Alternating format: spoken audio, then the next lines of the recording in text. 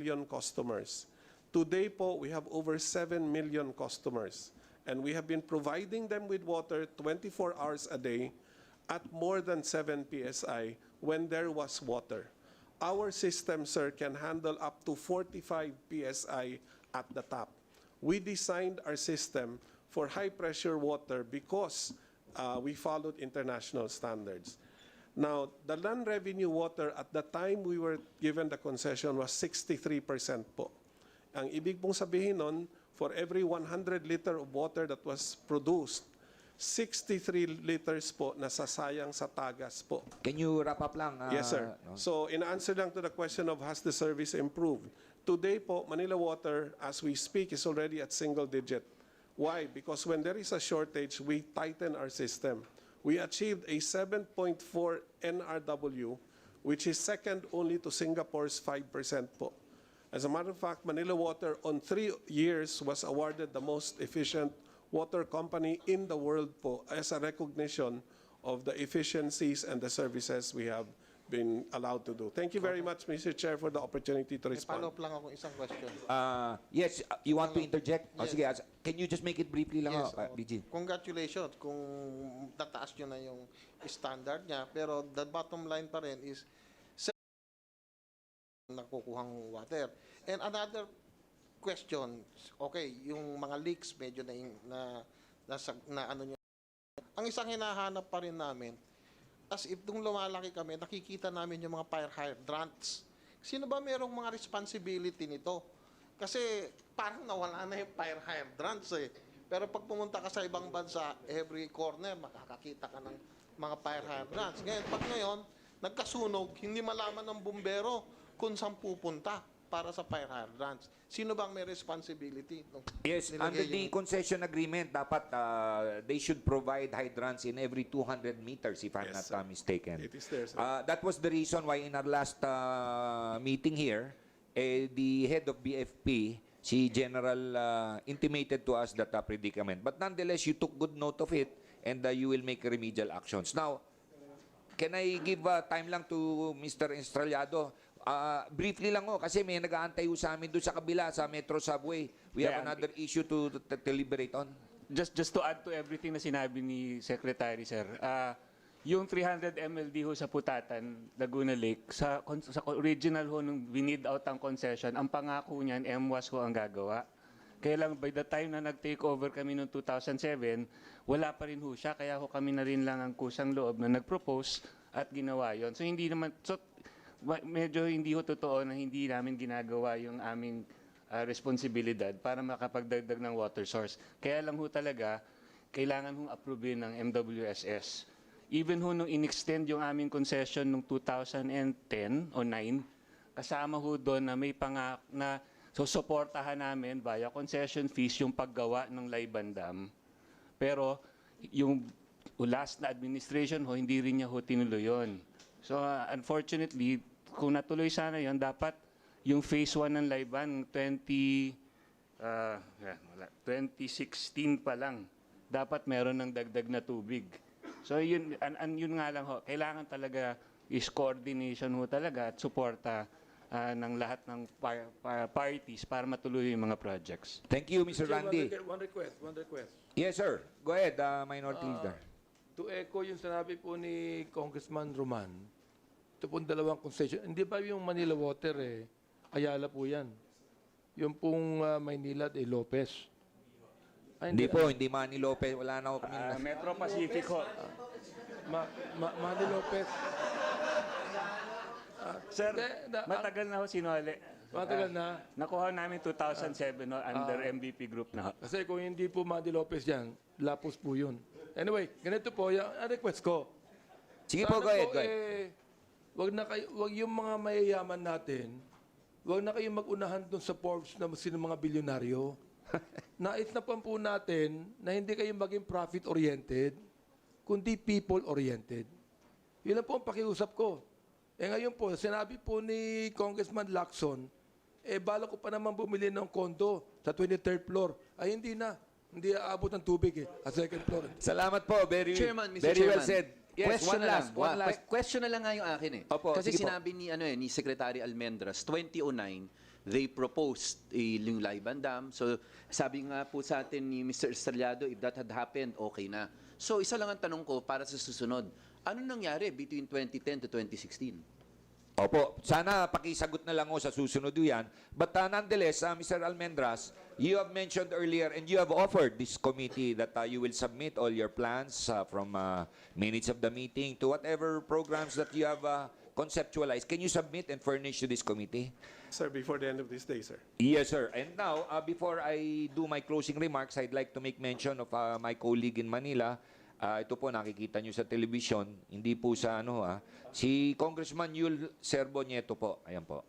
So, now, as a part of my closing remarks, while we acknowledge that the water companies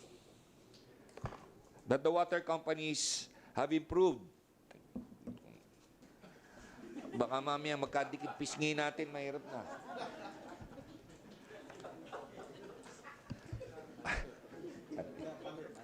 Kamukha mo pa naman yung our water services from how they were prior to 1997. They have, sorry to say, unfortunately not lived up to their commitment until now. 22 years after they entered, I'm not putting the blame on anyone. Actually, this committee finds problems and deficiencies in all sectors, including Congress included.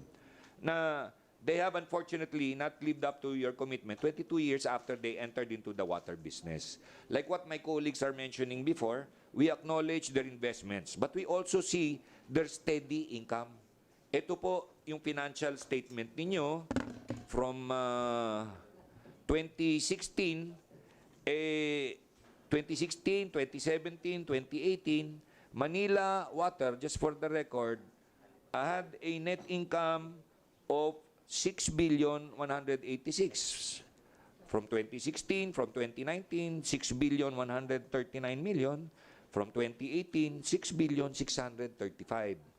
As far as Maynila is concerned, year ended December 31, just for the information of the general public, para naman po alam, ang net income, less taxes and everything else, 2016, 6.7 billion, 2017, 6.8 billion. Pagdating ng 2018, 7.3 billion.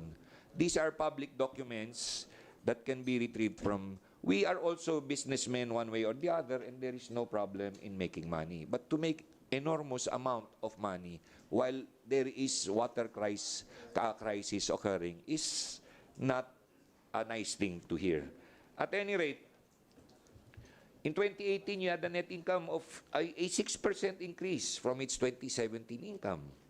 While we acknowledge that water services have not improved, you have a net income, increase in net income. On the other hand, Maynila earned a net of 7.36 or an increase of 7.4%. So you have a steady increase of single digit. We are watching na hopefully by next year, hindi naman po maging double digit yan habang tayo po ay naghihirap. So they have earned and they continue to earn, and why not? Wala naman po masama magnegosyo. Pero ang masama lang po, yung nagninegosyo na nagsasamantala. Hindi naman namin sinasabing kayo nananamantala, pero pag umabot ng double digit yan, baka pananamantala na sa taong bayan ang gagawin ninyo, samantalang tayo po ay naghihirap. Kami po naman ay walang problema magbigay, being a consumer, to spend more money if we see that we are getting our money's worth. Now, but looking at our people at bay, this committee believes that the failed commitment earlier pointed out as a disservice to them. Yung concession agreement po, maliwanag po, there has been so many violations. Uninterrupted, 24/7 water supply. Number two, whether how you do it or not, yun nga po ang pinapaliwanag ninyo, and that's what we want to know, that as early as 2003, you were claiming that you have proposed to the regulator and may problema kayo sa regulator. Yung po ang sinasabi ninyo na may problema kayo sa regulator. Ngayon, yung regulator naman, baka sasabihin, wala ho tamang batas, kaya ito po tayo ngayon Papaliwanag ko mamaya kung ano ang dapat gawin at the service to them. Surely we can learn from the lessons of the long and recent past, but there must also be an assessment of the water providers' true capability and certainty for what lies ahead. Ano po mangyayari sa atin sa Pasko? Kung sabihin ninyo, na sa Pasko wala tayong tubig, ano ang mangyayari sa bayang Pilipinas? Kami lang po ba uupo? Otherwise, the President himself, no less than President Rodrigo Duterte, if our providers in the water sector cannot provide, it is time to call for a national emergency. As you know, Congress may see fit to declare this emergency. Kaya po namin yan. At the very least, Congress can expressly categorize our concessionaires as public utility or mandate businesses in the nature similarly affecting public interest to be under legislative franchise or cap your income based on your performance. So, yung sinasabi ninyo, pinaliwanag ko ni Sekretaryo kanina na wala po kayong prangkisa, mabuti na lang ho, inunahan nyo kami. Wala talaga, you just entered a compromise agreement na sinusunod nyo lang. Pwede na ho tayong sisunod ng legislative franchise nang sa gayon, ang Kongreso po has more power on oversight. We can see on your quarterly or we can assess you quarterly if you are a franchise. Now, being a concessionaire, wala hong masyadong control. So, I, together with my colleagues, are merely after the general welfare. Na sana naman po, wag po tayong umabot doon because I may be forced or this committee may be forced along with our colleagues to instigate legislative measures tulad nung putting you in a franchise na ayaw naman naming In short, the challenge today is just like what the President has said. Please shape up, including the government agencies, or you may have to sadly ship out. Ganun lang po ang message nito. The good news is you still have time, albeit very, very short time. So with the President in mind, I think we all know what we mean. The directive is very clear. We have to be providing the basic human element of water that is accorded to us by God, of course, and also as mandated by the United Nations. So yun lang ho, papasalamat po kaming marami po tayong panahon pa para magsama-sama at sana po naman magtulong-tulong tayo nang sa gayon hindi mo mangyari sa atin ito. So, is there any motion to adjourn? Yes, there is a motion to adjourn. Is there any second? Suspend. Session is suspended for the next agenda, which is the Metro Subway. Maraming salamat po sa inyo. We are serving cheap kind of lunch. Sana kung papayag po kayo, meron po kami. Salamat po. And we will resume in 5 minutes for the next agenda, which is the Metro Subway. Session is suspended.